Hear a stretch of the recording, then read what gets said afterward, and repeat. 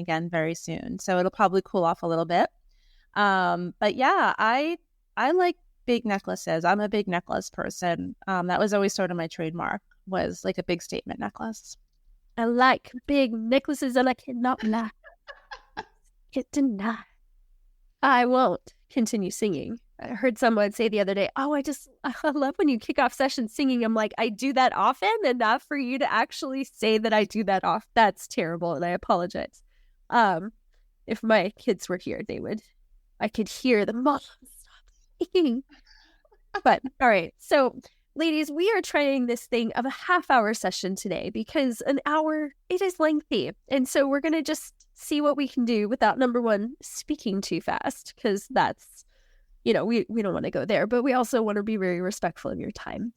Melissa and I have gotten to know each other over the last 5-6 months and have come to fall in love with this stuff of personal branding. And yet, it is still one of the most mysterious topics ever. And it feels expensive, and it feels confusing, and it feels like, well, what will it do for me? And I thought we could just briefly get together and talk about the power of it and what it could and should look like when it's operationalized, like when you put boots on it and send it off to work that day.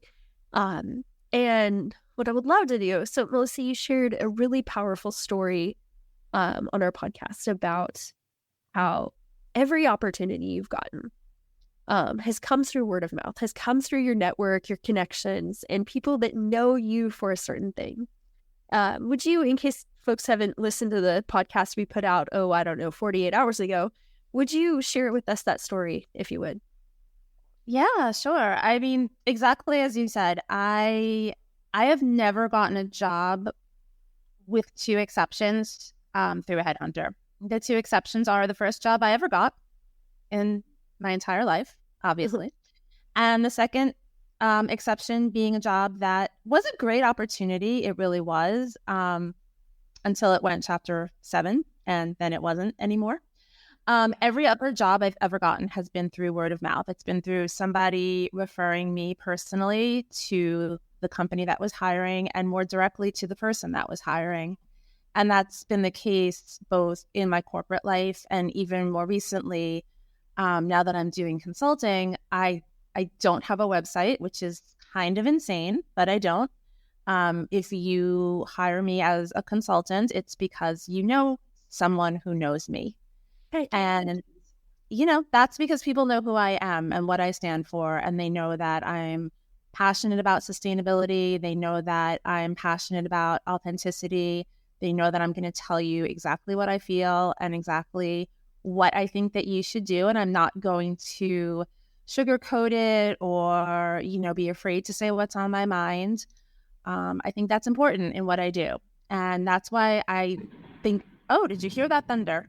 That's why I think personal branding is so important, right? Yeah. Like, my favorite quote about personal branding is, it's what people say about you when you're not in the room. Right. So what do people say about you when you're not there? And sort of what's your legacy and how do you show up for people? And if somebody wants to recommend you for something, how do they perceive you and how are they talking about you? Heck yes. Thank you so much for that. So if we were thinking what are the takeaways from a brief session today? Number one is we want to know you for something. Who do people know you as? What do they know you for? What is your subject matter expertise? And when they do work with you, when they do partner with you, when they do bring you on their board, what will it be like to have you there? And if we create some fake persona, which for a lot of us in this, whenever we think about personal brand and thought leadership and my profile on LinkedIn and all of these things, we have been really kind of ingrained in us is only put the very best of you out there. Craft it, curate it, make sure it's a utter work of art, however related or not that is to you.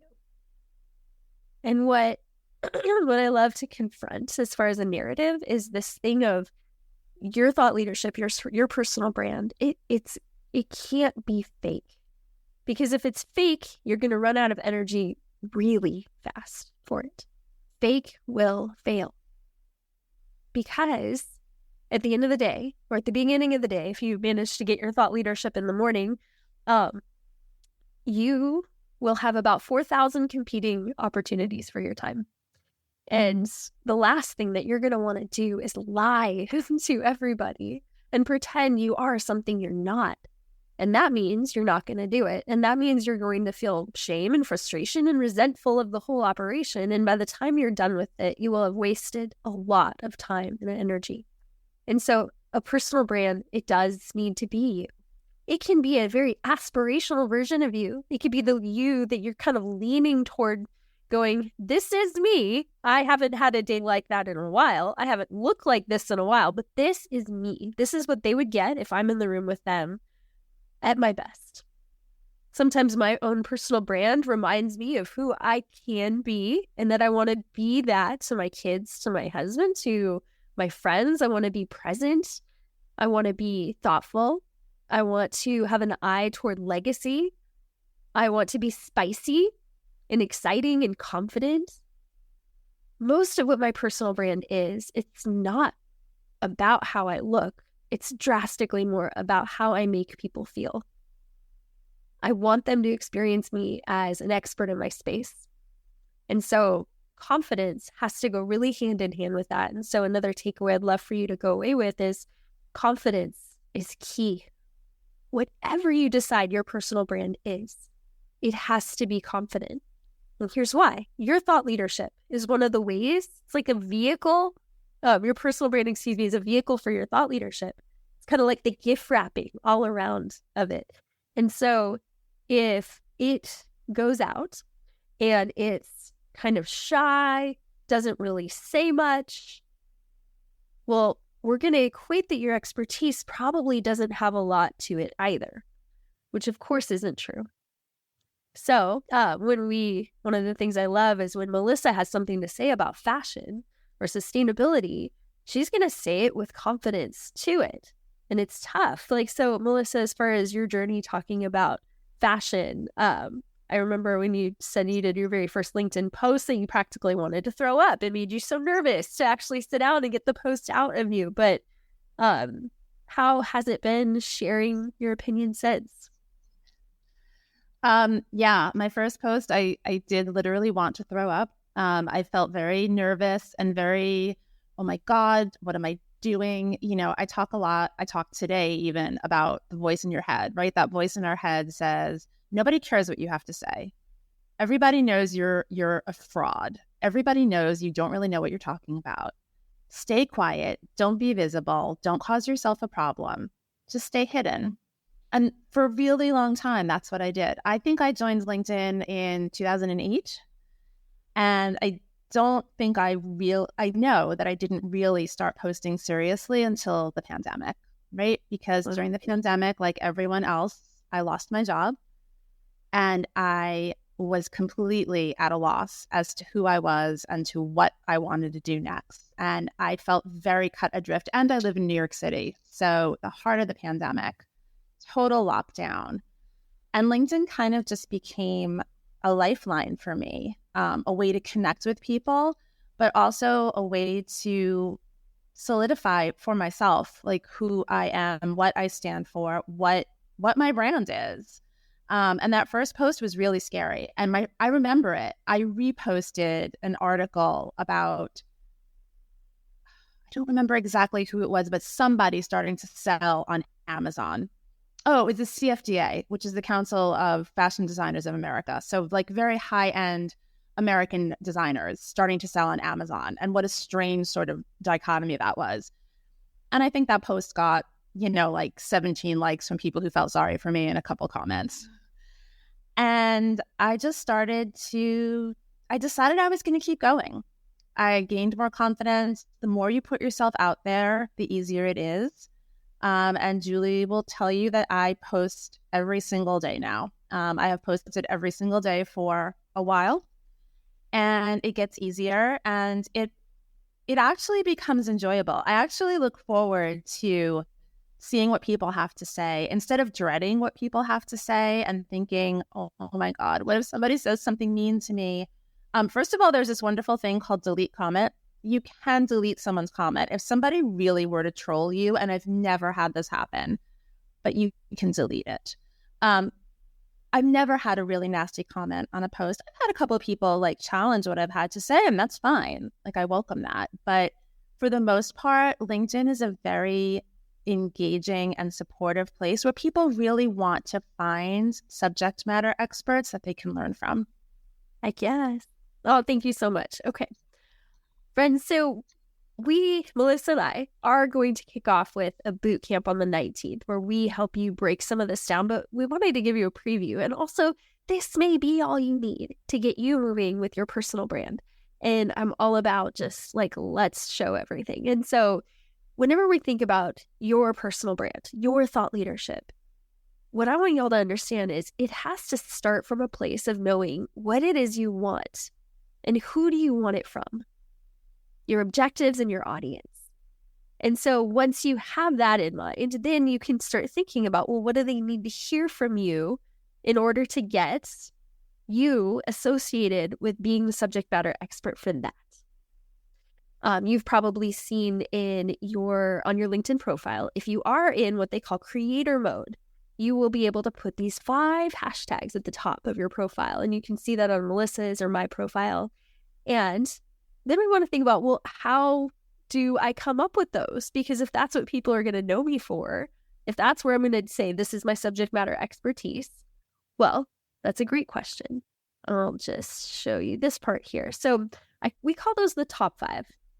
I like to say 3 of those are your core competency areas, and 2 are your personal angle hashtags, or maybe your niche areas around where your thought leadership is. It's a great way to express your personal branding. So, what is your personal branding then? Well, let me scroll up a few more slides here and talk you through where I like to come up with this. Because again, I'm all about operationalizing all of this stuff. We don't want, kind of like some of our risk exercises at work, we don't want to just put all this stuff in a binder, right? It has to be immediately tactical. Otherwise, don't make that investment. I like to say it's a mixture of your positive traits, key characteristics, what's important to you, like your personal values, and then how you relate to your audience. So I'm going to give you a couple exercises. These positive traits, if you figured from this list or in any kind of list you can find on positive traits, there's so many out there, and you pulled your top 5. Now, sexy isn't on here, but goodness knows if that was going to be part of the personal brand that I'd want to express, it would need to be in this list for it to really pull through. Instead, how about bold? I think y'all can imagine already the way that I come across with all my big opinions. It's bold. Courageous, the way that Melissa shows up in sustainability and fashion. To me, that's very courageous. So if you start with a list of just 5 positive traits, and then from there, going to cruise down a little bit more. If you look through a list like this, or Google a list of personal values, these can really define where your personal brand is foundationally based in. Intelligence, wisdom, forgiveness, intuition, vulnerability. Now, which ones should you choose? Now, that's a great question. We don't have time to get into that here today, but thinking about how, again, going back to like all of this is going to come into a statement that helps your audience know what you're about, know what it's going to be like to work with you. They're going to feel it when you speak, because you're going to take these 5 and the top 5 above, and you're going to pull in 3 more things. How do you want to relate to your audience? And often your audience is also your clients, the people that will hire you for roles that you're up with. Are you a teacher? Is that what it's like to be with you? Maybe so I'll never be your mother, father, but could I be your hype woman? Yeah, you could probably see that from me. I should eventually put on here, like, cross trainer. It's like, are you going to be the one who's in the mud, in the dirt with someone, egging them on, pulling them through? Perhaps. And then, because we don't want you to have to think your personal brand is, pulled together with 13 different factors, because that's too many to keep top of mind. Could you instead do what we call the beautiful 5? Out of that 13, which are the most important 5 that you want to have present when you write, when you speak, when you interact with people? Maya Angelou's quote, it's really all about how you make people feel. So, can we operationalize personal branding as quickly and easily as that? Yes, we can. Can we also hold, on the other hand, our core competency areas and 2 key personal angle hashtags? You better believe it. And you steer at those often enough before you write, before you speak, and people start to know you for really specific things. Now, is it really that simple? It absolutely can't be. Because the worst thing, again, is complication. What helps everybody in this work of thought leadership and personal branding is clarity. Clarity breeds confidence. When you're clear about what you bring to the table, you're a whole lot more confident about it. When you're clear, when you have a session with someone or an interview with someone and you know what you're there to do and you're able to speak to it clearly, it's what Apple and its 3 interview factors, they call it ease in how you communicate. They know it and they look for it, and it's top of when they hire. So that's just a very fast lowdown of some of the kinds of things that we're going to do in boot camp. But if you, even from this exercise, spend 10 minutes today thinking about what you want people to feel when they hear your writing, it will profit you immensely and give you more of those boundaries that we want to have when we're approaching our thought leadership and when you're creating content. So if you have any questions, feel free to throw them in the chat or raise your hand, and then we'll come to you in just a few minutes. And let me just go back to my notes here. But Melissa, any thoughts about what we're sharing? I mean, I like what there's something that you always say that I always kept with me, and you call it like minimal viable product. And that's what this is, right? You can make something as complicated as you want, or you can make it as simple as you want. And if you have no starting point, like, this is a wonderful starting point. Gain clarity around this. I truly believe that if I wrote a post on LinkedIn and didn't put my name to it, the vast majority of people who follow me or have followed me for a decent amount of time would know it was me in a minute. I really believe that, either from the hashtags that I use, because I have a couple that are personalized that are the same every week, or just from the way that I write and the things that I talk about. And that's important, right? Like, you want people to know, oh, that's something from Julie. I know that's Julie's voice. I know what she stands for. I know what she believes in. And this rings true to that. Like, I always, whenever I'm about to post something, I always think, okay, does this sound like me? Does this sound like it's on brand for me? And usually it is, because so one of the things that I put as my beautiful 5 is authenticity. It's really important to me that I'm not putting things out there that I don't believe. I'm not putting things out there just for show. What I really like about LinkedIn is it's not Instagram, right? Instagram is pretty. Instagram is very fake. Everybody on Instagram is perfect. Their spouse or their partner is perfect. Their children are brilliant and perfect. They're all going to Harvard, Yale, and Princeton. They're all the apple of their mother's eye, and everybody's perfect. The dog is perfect. Their vacation is perfect. Their life is perfect. And I like LinkedIn because it's not perfect. Yeah, there's some of that stuff. And that's fine. Small doses. I have days that are perfect. I have awesome vacations. I have a beautiful, wonderful daughter that I'm super proud of. So I have those moments where I'm like, hey, look how great everything is. But it's not like that every day. And so authenticity is really important to me. We have so many things that happen to us in life, and what we like to do is wait until everything's fine again.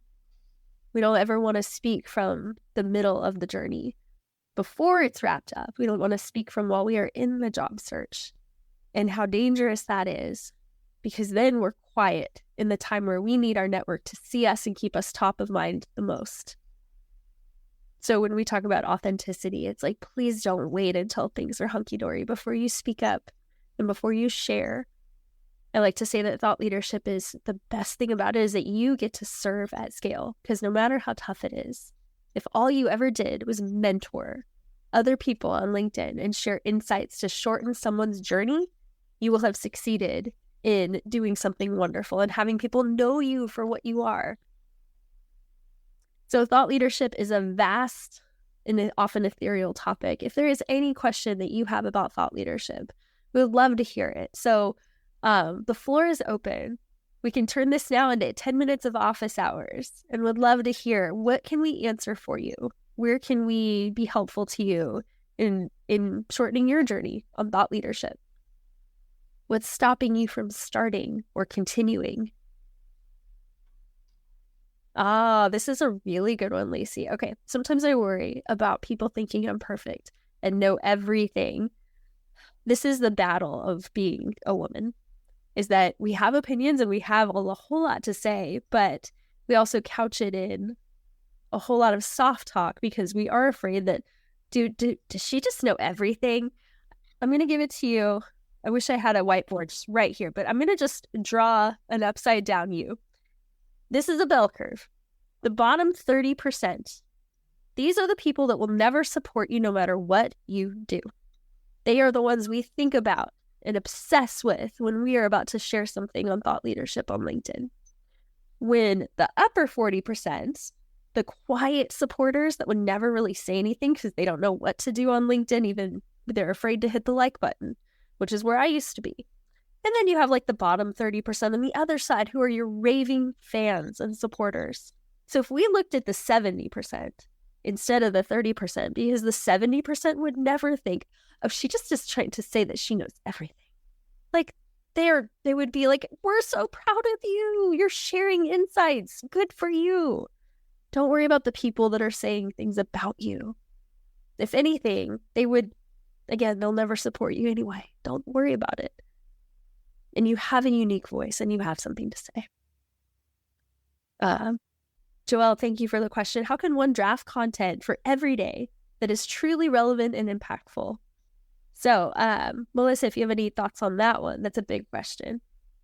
Sure. And it's a really common question, right? People ask that all the time. So, I mean, first of all, life, right? Something happens every day that would make an interesting post.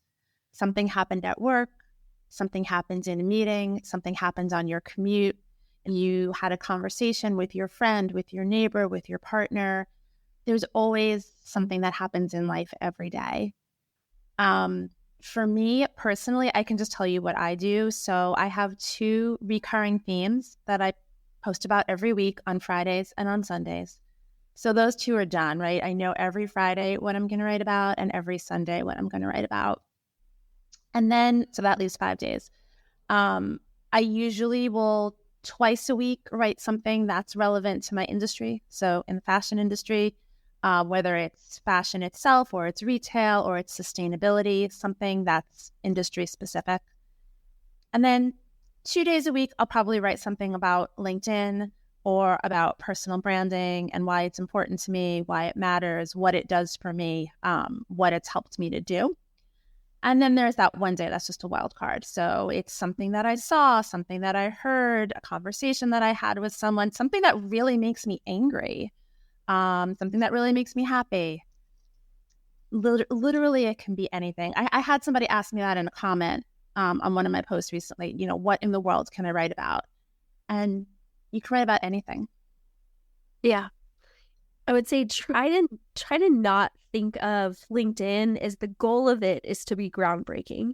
Groundbreaking is what stops most of us from saying anything.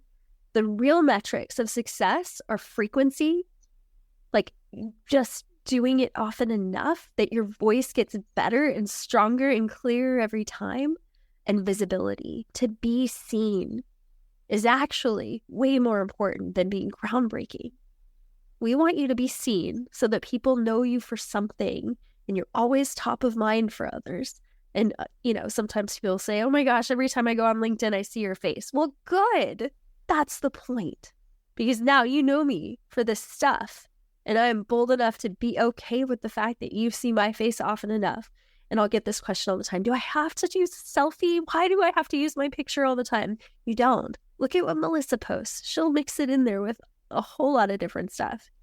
But I do want to have my face associated with thought leadership content enough. That is really important to me.